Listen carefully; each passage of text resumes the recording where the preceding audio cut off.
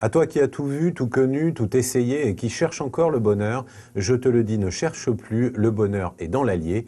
Il est aussi dans le plat, le bonheur est dans le plat, c'est l'émission gastronomique de Clermont-Première. Un produit, un producteur, un chef et la recette. Et l'invité d'honneur aujourd'hui, c'est lui, le Gaperon, le petit Gaperon rouge.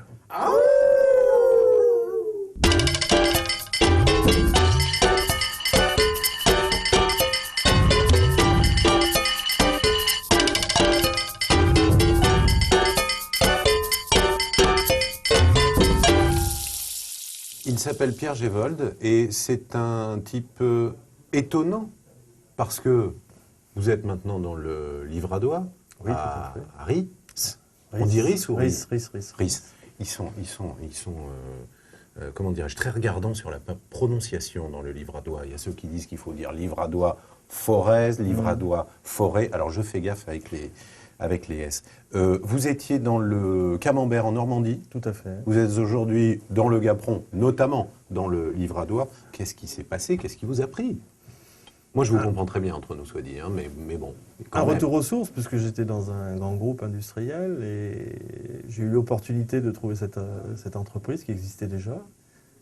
Et il y a une dizaine d'années, j'ai pris la décision de reprendre cette entreprise et de fabriquer du Gaperon. Qu'est-ce que vous faisiez dans l'industrie à l'époque? Du Camembert. Oui, non, mais je veux dire, votre fonction, vous étiez j'étais responsable qualité. Responsable qualité, ouais. D'accord. On va parler de ce Gaperon, hein, mais faisons un petit inventaire quand même de vos productions. Le plus... Ah, Elga, comment allez-vous? Ça va? Qu'est-ce que vous nous servez, Elga? Le prince Charles-Henri Lobkowicz, 2008. Bon, allons-y, qu'est-ce que c'est? C'est du blanc, c'est très bien. Bon, déjà, celui-là, bizarre. Bizarre, par son appellation, oui. Pourquoi? Oui. Ça tient du fait du moule qui ressemble à un chapeau de chinois. D'accord. Et voilà, alors c'est quoi? C'est une tome de... C'est une tome de vache. Tome de montagne, on va dire.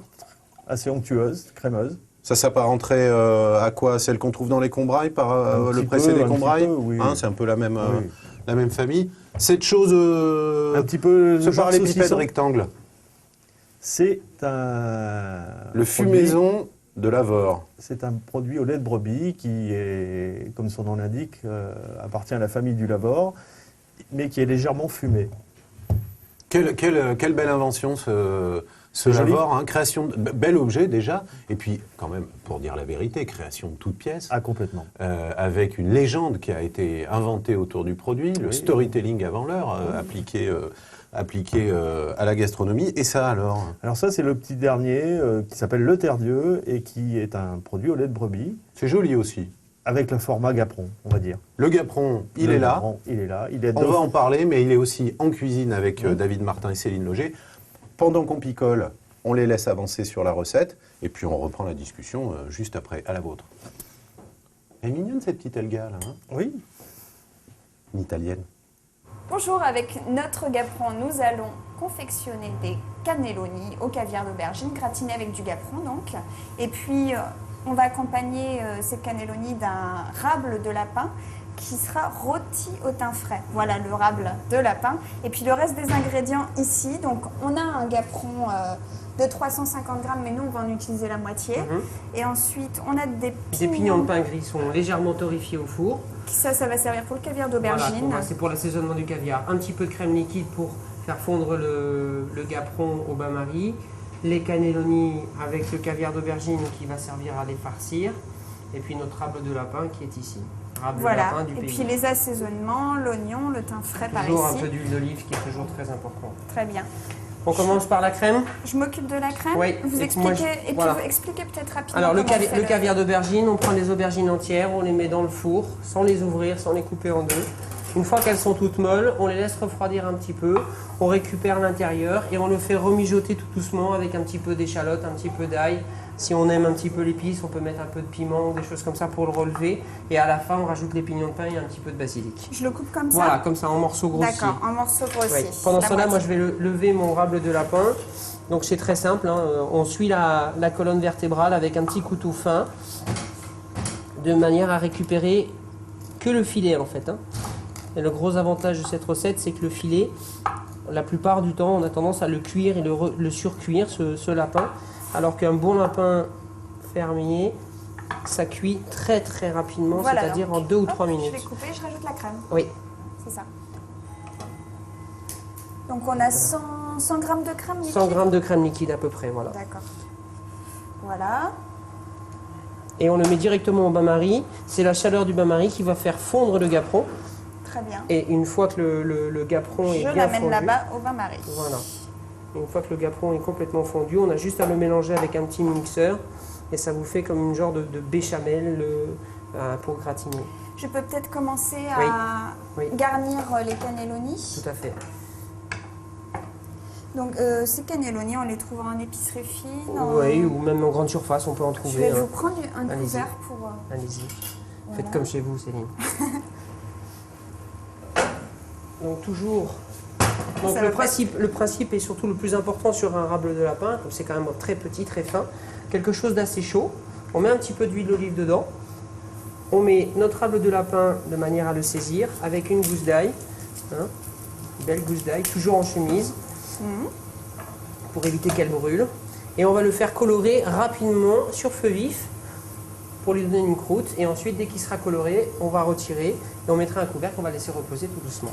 Bon, et puis, alors moi je vais finir de garnir, j'en ai fait un. On va mettre ça en cuisson. Voilà, on cuit le rable de lapin. Et puis, nous, on vous laisse en bonne compagnie. Et puis, on se retrouve tout de suite après. À tout de suite. Bon, on était en train de rappeler que le laveur était... une invention, ou en tout cas un produit marketé. Le gaperon, c'est pas tout à fait la même chose. En tout cas, il y a une tradition. Il y a une vieille histoire sur le gaperon. C'est un des plus vieux fromages d'Auvergne.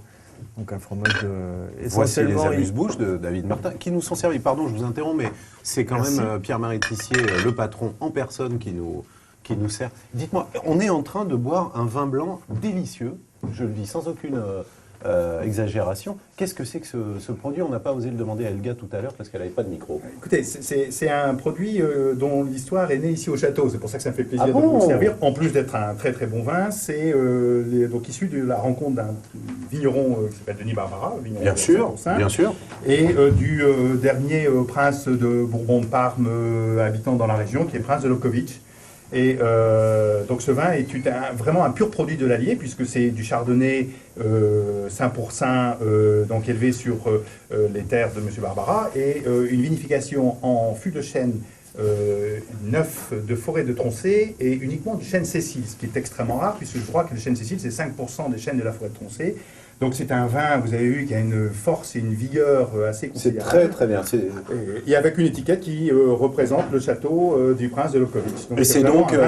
Et c'est donc un Bourbon qui fait du blanc. Voilà, c'est ça aussi la mondialisation quand l'histoire de France rencontre le business. On en était où? Sur l'histoire du Gaperon. L'histoire du Gaperon. Allez-y, je vous écoute pendant que je mange. Très vieux produit qui a trouvé son origine dans les fermes de la basse vallée de l'Allier, on va dire maringue pour simplifier. Ouais. Donc c'était un sous-produit. De l'ail. Avec de l'ail et du poivre. Voilà.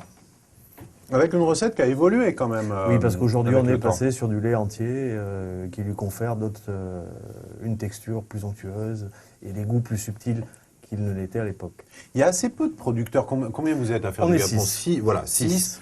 Il y a des industriels. Il y a 3 industriels. Donc, et 3 artisans. 2 artisans et une fermière.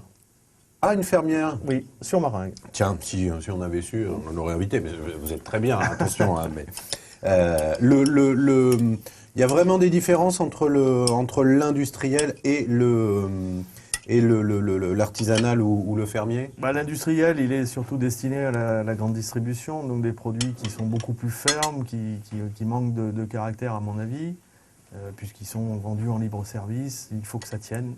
Moins bien affiné, c'est surtout, et moins bien surtout ça. Aussi. Donc le bon Gaperon, il faut qu'il soit un peu crémeux, un peu... Et il faut qu'il finisse par un petit peu couler. Voilà, et qu'il fripe. Voilà. Preuve que la ride n'est pas forcément un drame, au moins en matière de gastronomie. Allons-y en cuisine. Elle n'a aucune ride, elle est absolument parfaite. C'est Céline Loger. Et un autre chef qui n'a aucune ride, lui non plus, c'est David Martin. Feu. Alors, j'ai fini de garnir les cannelloni avec le caviar d'aubergine. nappe de sauce. Oui, alors Et ça c'est la crème qu'on a avec le gaperon qui a été fondu. Voilà. Donc on va juste les napper dessus. Moi pendant ce temps-là je vais vous montrer donc les râpes de lapin, je les ai laissés cuire pendant à peu près 3-4 minutes à couvert. Et en fait c'est le couvert qui va garder l'humidité dans la cocotte et qui va permettre au râpe de lapin de cuire sans qu'il soit trop sec, de garder son côté bien moelleux. C'est bien comme ça, Voilà, ça c'est suffit. super. Donc je passe à la salamande. Voilà, on passe sous la salamande ou sous le grill, ça dépend ce qu'on a à la maison. Faut que Tout je en mette haut, tout en haut. Ok. Ouh, ça chauffe. Donc pendant ce temps-là, donc avec le reste, avec les petites parures, les petits os du râble de lapin, j'ai fait rissoler, j'ai rajouté un peu d'échalote, un peu d'ail. J'ai déglacé avec quand tout était coloré, avec un petit peu de martini blanc ou un œillet Prat, comme on veut. On fait bien réduire à sec et on met de l'eau à couvert dessus et on laisse mijoter ça quelques heures de manière à récupérer À quelques heures quand même. Oui, la ça sauce, demande, prend ça un petit demande peu un de peu de temps, il faut s'y Ouais. prendre à l'avance, D'accord. voire même la veille. Et après, on a une belle sauce qui peut être nappante. La coloration de la sauce viendra forcément de la coloration des os, s'ils sont assez colorés ou pas. D'accord. Bon, On passe au dressage. On dresse, oui. Allez, J'aurais un peu peur de le... si vous avez un... Voilà. on va attendre quelques secondes, ça va pas tarder. Bon. Donc le râpe de lapin, je vous dis, c'est primordial et très important. Il faut vraiment le laisser cuire très rapidement et en douceur parce qu'on a souvent tendance à le cuire très Et donc, longtemps. pour le dressage, là, Et vous voyez qu'il est, il est bien moelleux, il a gardé tout son jus. D'accord. On va mettre les deux morceaux. Donc là, vous l'émincez d'une certaine façon pour le dressage de l'assiette. Oui, en on petits morceaux. va faire l'arrondi comme ça et puis on va mettre dessus. D'accord. Voilà, regardez si c'est pas C'est magnifique. incroyable cette maison. Hein. Vous faites la cuisine et moi, c'est pour ça que je suis en retard, pardon. J'étais avec Pierre-Marie Tissier, on était allé voir les chevaux. C'est invraisemblable hein, cet endroit. Hein. Et il y a beaucoup de choses. Des dizaines de chevaux là sur ce parc de 40 hectares, c'est magnifique. Excusez-moi, je parle équitation pendant que vous. C'est pas grave, ça fait partie de la maison, donc il n'y a pas de problème. C'est était en vraiment plein boulot. magnifique. Hein. La seule On chose que était vous avec verrez- une petite pouliche là, de 6 mois, toute craintive et tout, mais elle avait envie d'y aller quand même, c'était génial. Excusez-moi. Allez-y. Bon, alors, qu'est-ce qu'on fait? Ben on met à l'honneur les produits du terroir, donc on a utilisé les gaperons, juste en gratiné fondu avec un petit peu de crème, passé sous la salamande, et puis un râble de lapin du pays, hein, qui vient du côté de Ghana. Excusez-moi, j'allais taper dedans avant même que vous ayez Oui, fini de c'est dresser une le sauce chêne. quand même qui a cuit pendant plusieurs heures. Hein. Oui, j'ai entendu. Réduction pendant combien de temps? Bah, disons qu'il faut laisser cuire, bien colorer, bien cuisiner tranquillement les os, et une fois que les os ont bien donné toute leur saveur, on les retire et on fait réduire le jus. Mais ça demande bien quelques heures. Quelques heures, Je peux? bien sûr. Regardez, je fais ça à la barbare.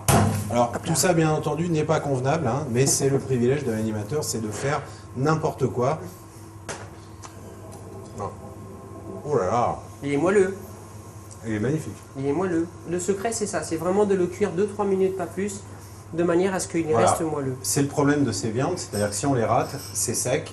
Et ça Et si dégoûte on les énormément. cuit pas, roser le lapin, c'est C'est pas génial. particulier, on va dire. Donc, non, vraiment là, bravo. C'est quoi? C'est des couteaux japonais, ça hein? C'est des couteaux japonais qui sont faits à tiers. Ah, Voilà, donc Quand même. voilà, quand on même. fait pas Quand n'importe même. quoi. On est resté quand même. Bon, ok, On est très bien. resté- c'est Ça va, vous, la sinon forme du couteau. Ça va très bien, mais je crois qu'on vous fait des grands signes de ce côté-là. Pour me dire qu'il faut que j'arrête? Voilà, oui. Mais ça va sinon. Bon, bah on arrête alors. Salut, chers amis de Clermont-Première. Vous buvez pas? Non, C'est moche. c'est interdit. Moi, oui.